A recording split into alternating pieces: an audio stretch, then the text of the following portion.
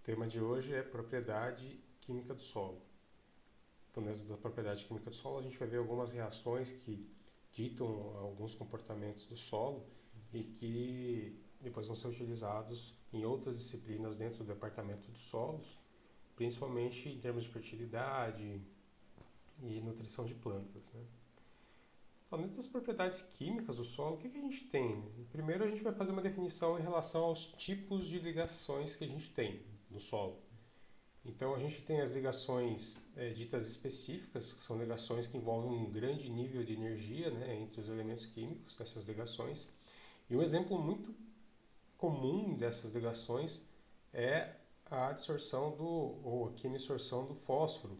Então, o fósforo, principalmente pelos óxidos de ferro, ele acaba formando uma ligação com uma energia muito grande e que por muitos é considerado, né, de uma forma mais simples, de que essa ligação do fósforo com os óxidos de ferro, ele então é uma ligação onde a gente não consegue desfazê-la, né? Então é uma ligação irreversível também.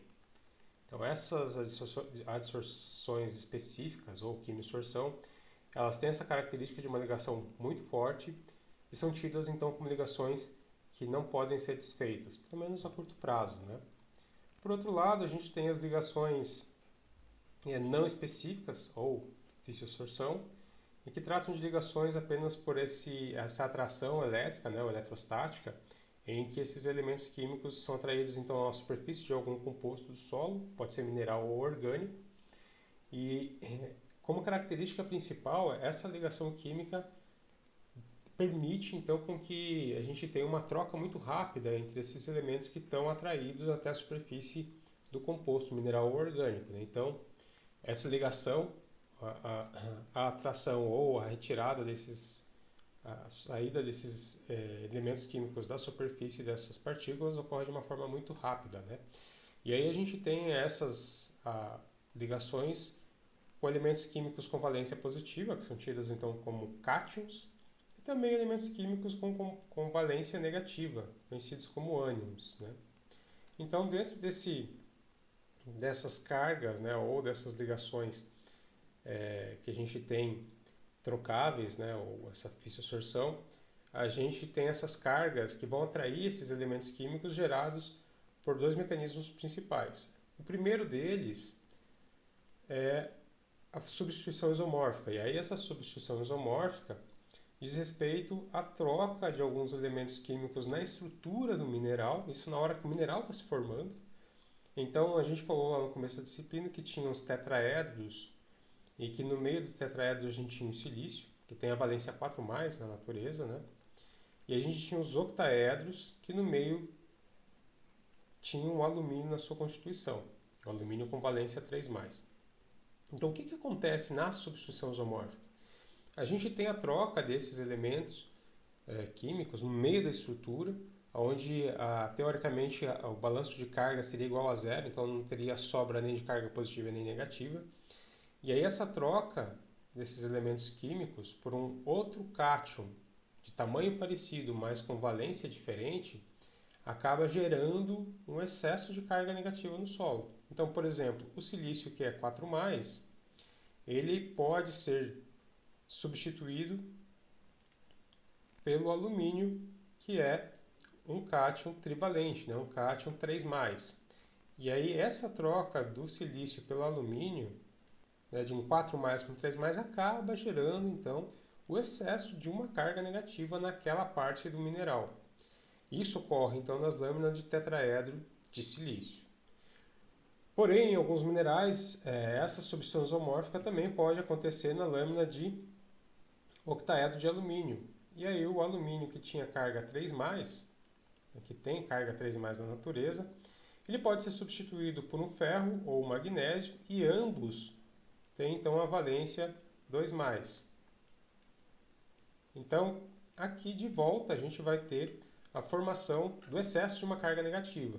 E é essas cargas negativas que vão atrair então os elementos químicos, mas elementos químicos de carga oposta, né? Então são elementos químicos de carga diferente daquela que foi gerada. Então, essa substituição isomórfica gera um excesso de carga negativa no mineral. Então, o mineral fica carregado negativamente e então ele atrai elementos químicos de carga oposta, né? Ou seja, elementos químicos de carga positiva, que são conhecidos também como cátions.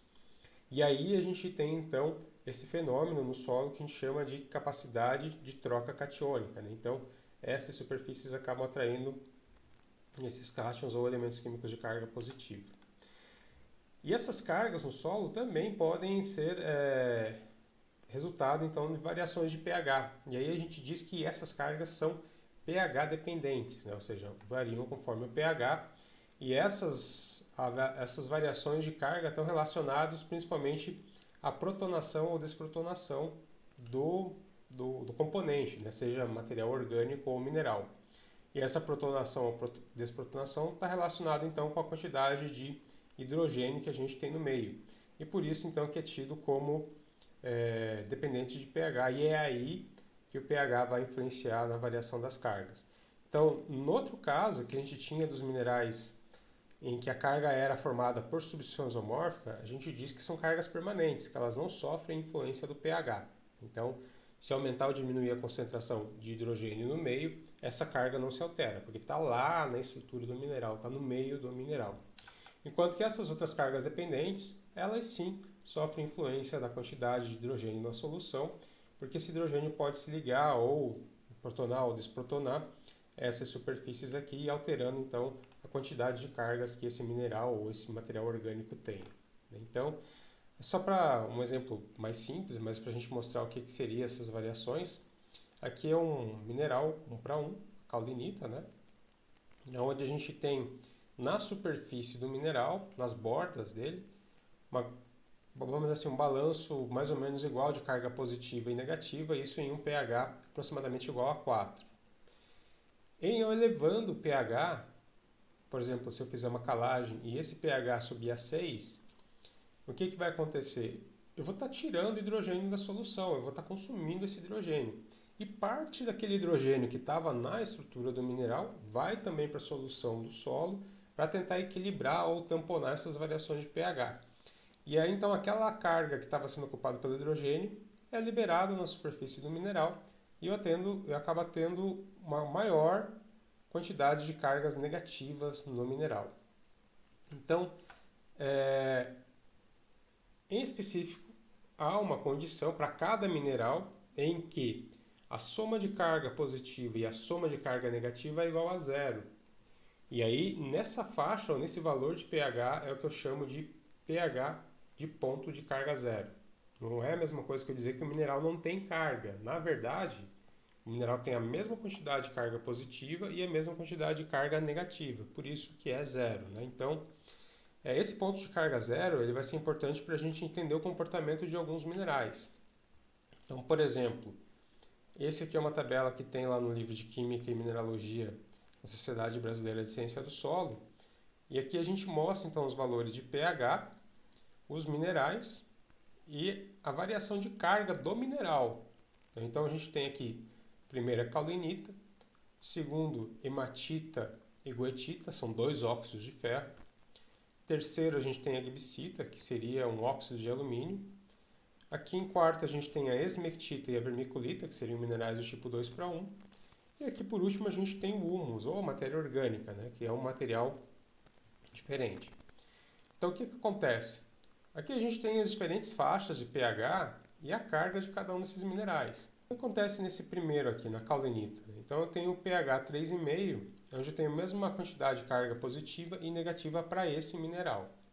E a partir desse valor de ponto de carga zero, eu consigo entender ou predizer como vai ser o comportamento dessas cargas no mineral.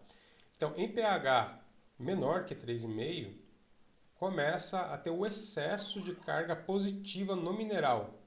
E aí, então, esse excesso de carga positiva no mineral vai fazer com que eu atraia cátions, né, ou elementos químicos, desculpa, de carga diferente. Então, se eu tenho um mineral com carga positiva, eu vou atrair elementos químicos de carga negativa, que são conhecidos também como os ânions, né? Então, nessa faixa de pH, eu começo a ter o predomínio de CTA, né, ou capacidade de troca aniônica. Então eu vou ter o predomínio aqui da adsorção de ânions na superfície do mineral. Em pH acima de 3,5, né, eu vou aumentando o pH, vou diminuindo a concentração de hidrogênio no meio e o mineral vai tendo então um predomínio de carga negativa. E conforme vou aumentando o pH, aumenta também a quantidade de carga negativa na superfície desse mineral. Mas a partir de 4 eu já começo a ter o predomínio então da CTC no solo, né, ou a capacidade de troca catiônica. Então isso é o que acontece para esse mineral nessas diferentes faixas de pH. Para hematita, goetita ou para glicita, esses valores de pH PCZ já são bem maiores, né? Então, para eu ter a mesma quantidade de carga positiva e negativa, eu preciso de um pH em torno de 7 ou 8, né? Então, mais ou menos 8 lá para hematita, goetita, 7 para glicita, ou seja, no valor de pH normal do solo, que varia então aí de uns 4,5, 5,5, eu tenho o predomínio de carga positiva desses minerais e eles vão estar atraindo então ânions.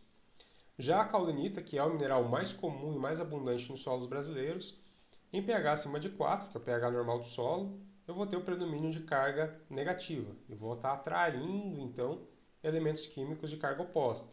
Então, no caso dos solos brasileiros, a caulinita vai ser o principal mineral retendo os cátions no solo. E aí a gente tem a vermiculita e a esmectita aqui embaixo. Se vocês forem analisar bem, não há mudança da quantidade de carga. Sempre carga negativa e, independente do pH, eu vou ter então a mesma quantidade de carga. Por quê? Porque esses minerais têm a sua carga, né, ou a capacidade de troca de elementos químicos determinado pela substituição isomórfica. Então aqui a gente tem uma quantidade grande de carga e independente do pH, porque predomina então essas cargas formadas pela substituição isomórfica. São cargas permanentes, né, e não sofrem a influência do pH. E a matéria orgânica, em pH 3, que é um pH ácido, mesmo nesse pH 3, ela ainda tem a capacidade de atrair cátions, né? Então a matéria orgânica vai ter carga negativa e vai atrair os cátions. E aí, conforme a gente vai aumentando o pH, também vai aumentando a quantidade de cargas nessa matéria orgânica. E por isso que um pouquinho de matéria orgânica no solo consegue armazenar uma quantidade relativamente grande de cátions também, né? Então aqui é só para a gente mostrar o comportamento do solo, né? Então, um pH acima do pH PCZ, ou seja, se eu tiver uma quantidade bem menor de íons hidrogênio na solução, eu vou ter o predomínio de carga negativa no solo e absorver, então, esses elementos químicos de carga positiva, ou os cátions, né? Então, os principais que a gente tem no solo são cálcio, magnésio e potássio. Então, aqui a gente tem o predomínio da CTC. Então, o mineral tem carga negativa e atrai elementos químicos de carga positiva, ou cátions. Então, a capacidade de troca de cátions está relacionado à carga do elemento químico que o componente vai atrair, não a carga do mineral. Por outro lado, em um pH menor que o pH PCZ, um pH mais ácido, com mais hidrogênio, eu vou ter o excesso de carga positiva no mineral ou no material orgânico e vai ter o predomínio então de CTA nessas partículas, ou seja, essas cargas positivas na superfície do componente vai atrair elementos químicos de carga negativa. E aí a gente tem o fosfato, outros elementos químicos de carga negativa também. Então essas adsorções que a gente observa no solo ocorrem, né, de forma geral, mas o que mais predomina nos solos mundiais é a adsorção de cátions, né, a adsorção de elementos químicos com carga positiva. E esse é um experimento simples que tem aqui na exposição didática do solo na escola, aqui na Universidade Federal do Paraná, onde é feita então a colocação desses pedaços de fio de cobre nos polos da bateria e essas pontas do fio de cobre são inseridas então numa amostra umedecida e a gente consegue ver que há uma atração bem maior no polo positivo da bateria, né? Ou seja, o solo tem carga negativa e é atraído com uma intensidade muito maior pelo polo positivo. Então, de certa forma, né, a gente pode afirmar que o solo tem a capacidade de conduzir energia.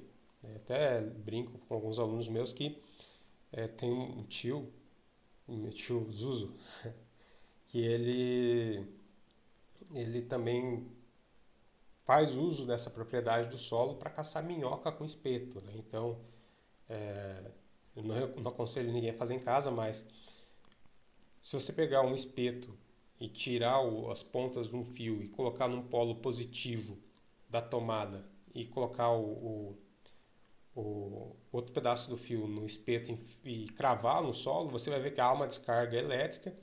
E ele usava disso então para fazer com que as minhocas subissem até a superfície do solo. Claro que antes de ligar o fio no espeto ou de tirar as minhocas do solo, ele desligava da tomada, né? E aí ele ia coletar as minhocas para pescaria também. Então, é um exemplo dessa capacidade do solo em transportar energia. E o outro exemplo que a gente tem desse fenômeno do solo é o aterramento. Então a gente tem lá o fio terra, né, ou para-raio, em que toda essa energia é canalizada para o solo, porque o solo também tem essa capacidade de conduzir energia elétrica. Então, essas reações de troca que a gente está falando, elas ocorrem de forma estequiométrica. Então, eu tenho uma quantidade X de cargas elétricas na superfície dos minerais e materiais orgânicos que vão determinar então o quanto desses nutrientes que podem ser absorvidos ou retidos no solo. Então, esse é um dos princípios dessa capacidade de troca do solo. E é um processo instantâneo, né? Então, independente da quantidade e do tempo que você deixa aquela solução em contato com o solo, o tempo dessa reação é muito rápida, né? Então, a gente tem aqui um experimento que mostra uma solução deixada em contato com o solo por 5 segundos, 5 minutos, 3 minutos por dia, até 3 meses. A quantidade desse elemento químico que vai ser absorvido na superfície é a mesma, independente do tempo em que ele fica em contato com o solo, porque é uma reação tida como instantânea, né? E no laboratório a gente faz essa determinação então da quantidade que há de elementos na superfície ou de cargas que há na superfície do solo, saturando então esse solo com uma solução de cloreto de potássio. Então tem tanto potássio na solução que esse potássio acaba deslocando todos os outros elementos químicos e só ele que vai ser atraído a essas superfícies, né? Com exceção do hidrogênio, fica só o hidrogênio e o potássio. E aí, com base nos outros elementos químicos que estão na solução do solo, a gente consegue ter uma ideia então da capacidade que esse solo tem de armazenar essas bases, né? Então, a CTC do solo, ela também pode ser considerada como essa capacidade que o solo tem de armazenar cátions, né? Considerado então como, vamos dizer assim, uma despensa, um armazém. E esses cátions estão lá armazenados e que depois vão ser disponibilizados também para a planta. Então, essa soma de bases, ou os cálculos que a gente pode fazer em relação ao solo, a gente tem um atributo que é a soma de bases, né? Que leva em consideração todos os cátions básicos que estão presentes no solo. E os mais importantes para nós da área de agrárias é cálcio, magnésio, potássio e sódio, né? Principalmente esses três primeiros, mas o sódio também entra na conta. Então, além desses cátions básicos, a gente também pode fazer a determinação de todos os cátions que estão absorvidos na superfície do mineral. E aí a gente tem o que chama de CTC potencial, né? Ou a máxima CTC, a máxima capacidade de troca que o solo pode apresentar. Então, para isso, para determinar toda a CTC do solo, a gente também faz a extração de hidrogênio e de alumínio, né, que está aqui embaixo, e a gente determina o pH, ou né, a CTC do solo em pH 7. A gente faz essa determinação então. Né? Outro atributo bem importante que a gente tem no solo, em relação à parte química, é a atividade da fração argila. E na atividade da fração argila, a gente mede o quanto da CTC, daquela amostra, que vem exclusivamente da fração argila. A gente faz isso porque, de uma forma geral, a gente considera que a fração areia e silt tem uma CTC muito baixa, que praticamente toda a CTC do solo é originada da fração argila, né, ou vem da fração argila. Então, para a gente poder normalizar essa CTC, independente da quantidade de areia ou silt que um solo tem, a gente faz a CTC especificamente ou corrigida para a fração argila. E aí a gente tem uma classificação dessa CTC da fração argila que pode ser considerada como argila de atividade alta se o valor da atividade da fração argila for maior que 27 centimol carga por quilograma de argila. Ou a argila de atividade baixa se esse valor for menor do que 27 centimol carga por quilograma de argila. Então a gente considera a argila de atividade alta ou baixa com base nesse valor de 27 centimol. E aí a argila de atividade alta, a gente considera que há um predomínio de minerais do tipo 2:1 e que esses minerais têm a sua carga formada pela substituição isomórfica. Enquanto que na argila de atividade baixa, menor do que 27, a gente indica então que há um predomínio de argila mineral do tipo 1:1 e óxidos de ferro e alumínio, e que aí a gente tem essas cargas predominantemente originadas pela variação do pH ou pH dependentes, né?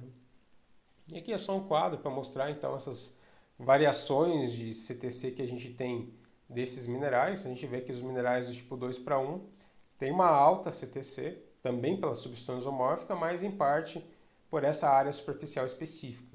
Que a gente viu lá no começo da disciplina que esses minerais 2:1 têm toda a sua superfície enrugada e que aumenta então a área superficial específica, a área de contato e consequentemente também as áreas para as reações químicas.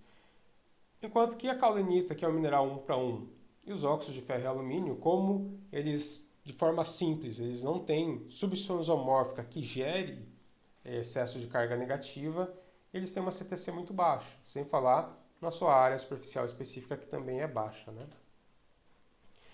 Aí um outro fator que a gente considera também na parte química é a saturação por bases. Então a soma de bases, que a gente viu antes, ela me dá um indício de quanto que eu tenho de bases na CTC do solo. E a saturação por bases, ela me diz assim, olha, eu tenho a soma de bases e eu tenho a CTC potencial, ou a CTC máxima do solo a pH 7, que é o máximo que ele poderia reter de cargas a pH 7. Então o que eu quero saber com a saturação por bases é, dentro do máximo de carga que o solo pode absorver ou pode reter, quanto dessas cargas estão ocupadas por cátions básicos. Então é isso que a saturação por bases me dá. Então, por exemplo, se eu tenho dois solos e os dois têm a soma de bases igual a 1, eu não consigo comparar ou fazer um manejo só com esse valor de soma de bases. Eu não consigo ter uma ideia, por exemplo, qual que é o potencial desse solo. Então, para ter uma ideia melhor desse potencial, eu faço uso, então, dessa saturação por bases. E, por exemplo, se nesse solo A, que eu tenho 1 centimol carga de soma de bases, a CTC potencial a 0, a CTC potencial a pH 7 for 1 também, quer dizer que eu já estou em 100%, né? Então, eu não tenho muito mais como colocar cátions, cátions básicos nesse mineral. Enquanto que no solo B, aquela soma de bases de 1, ela estiver presente em uma CTC total de 10, por exemplo, quer dizer que a soma de bases que eu tenho ali é igual a 10%. E que os outros 90% estão ocupados por cátions ácidos. No caso, estão ocupados por hidrogênio e alumínio. Ou seja, nesse solo B, mesmo eu tendo a mesma quantidade de bases que o solo A, eu ainda tenho condições de aumentar a capacidade dele em absorver cátions, cátions básicos, né? E que depois vão ser fornecidos para a planta. Então ele tem um potencial maior do que o solo A, apesar da mesma soma de bases, né? E em relação ao complexo de troca, essa saturação por bases, a gente tem uma separação para dizer que o solo tem uma alta saturação por bases e uma baixa saturação por bases. Então, eutrófico são aqueles solos que têm uma saturação por bases maior que 50%, são solos tidos como férteis, né? E o distrófico, aquele que tem a saturação por bases menor que 50%, tida como uma saturação baixa e solos mais pobres quimicamente. Aí um outro atributo que é importante a gente analisar é a saturação do complexo por alumínio, né? E aí, nesse contexto de saturação por alumínio, a gente tem um atributo, um caráter, né, que vocês vão usar também na classificação, que diz respeito à capacidade de troca catiônica, especificamente do alumínio. Então, quando eu tenho teor de alumínio maior que 4 centimol e além desse alumínio ser maior que 4 centimol, eu tenho uma saturação por alumínio maior que 50% ou uma saturação por base menor que 50%, eu tenho o caráter alumínico. Ok.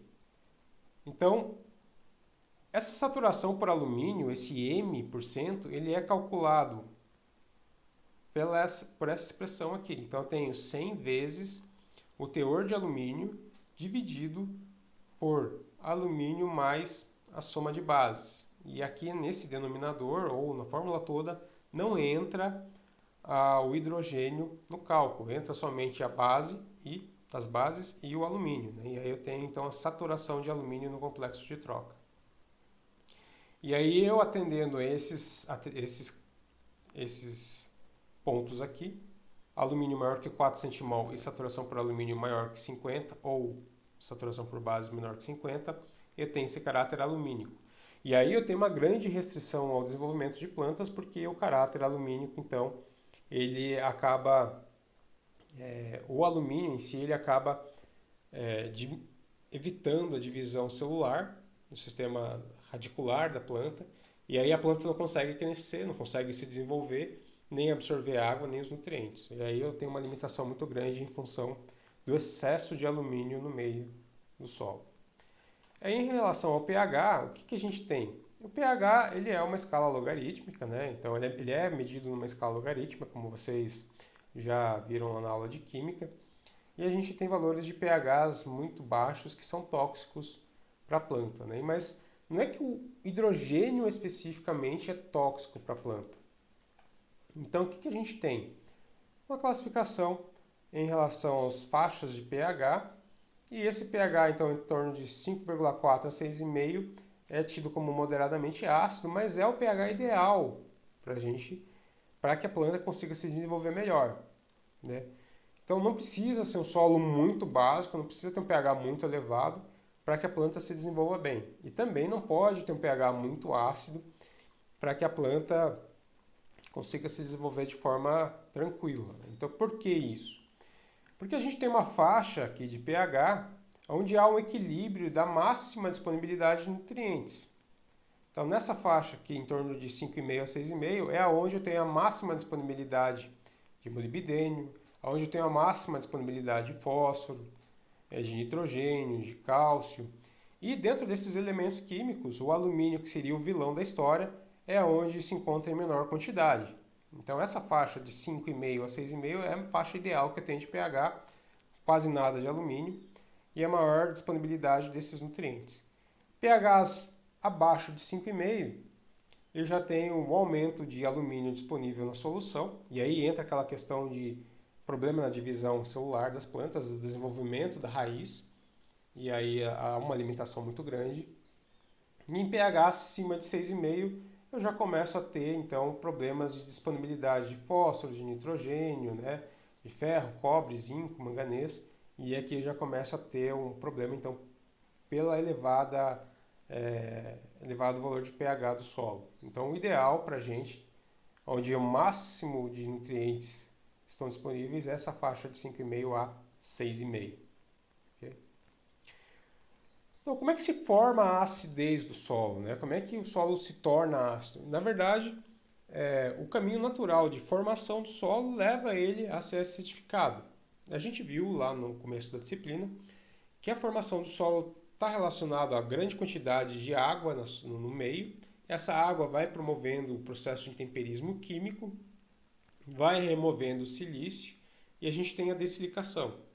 Então, além da remoção do silício e a desilicação, a gente tem também a remoção desses cátions básicos, né? Então, com a entrada, com a passagem de água pelo perfil do solo, a gente tem a remoção de cálcio, magnésio e potássio, e aí há um acúmulo relativo de hidrogênio e alumínio que são menos solúveis e permanecem no solo. E esse então acaba sendo o processo de acidificação natural do solo.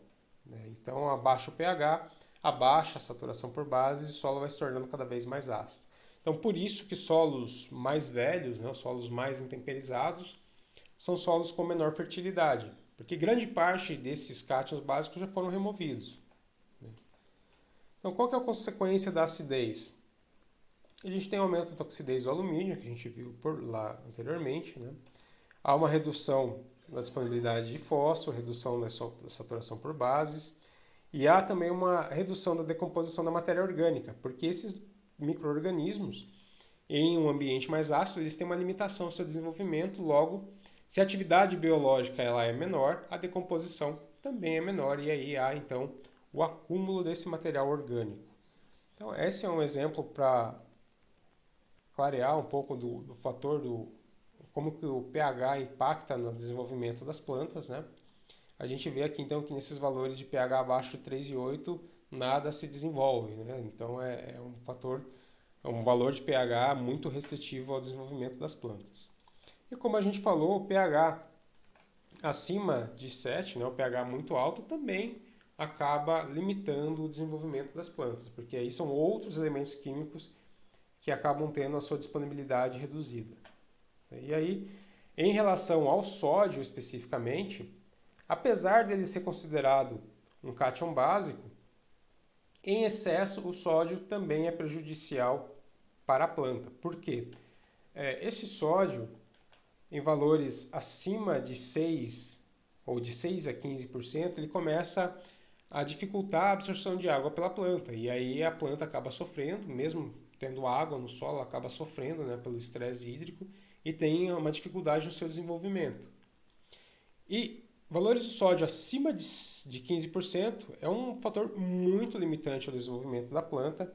E a gente faz a separação desses valores. Então, no primeiro, solódico, em que a saturação por sódio entre 6 a 15% é o que determina ele como solódico.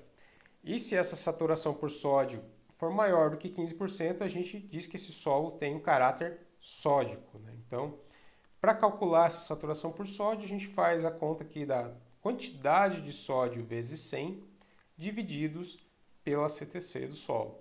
E eu tenho então essa porcentagem de sódio que está ocupando o complexo de troca. E eu faço essa classificação no solo caráter sódico ou solódico.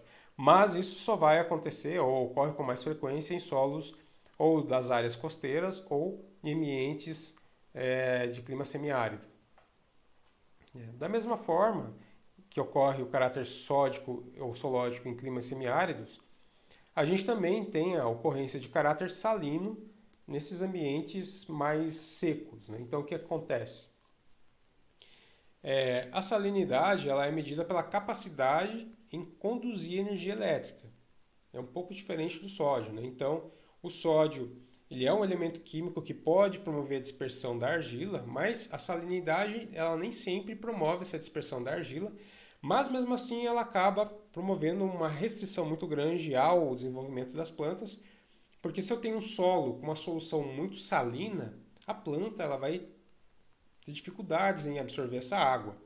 E aí entra um problema grande em fornecer água para a planta e pode ser que mesmo que o solo tenha uma quantidade razoável de água, a planta acaba sofrendo com estresse hídrico porque ela não consegue vencer esse diferencial, essa diferença de potencial osmótico para absorver água e para completar o seu desenvolvimento, e ela acaba morrendo então pela salinidade.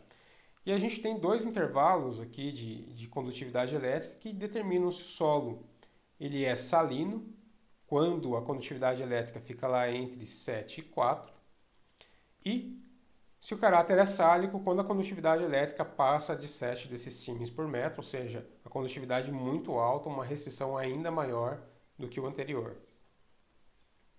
Ok? Então, a gente fica por aqui. Na próxima aula, a gente vai falar principalmente de fatores potenciais e limitantes para o desenvolvimento das plantas e também para as atividades agropecuárias.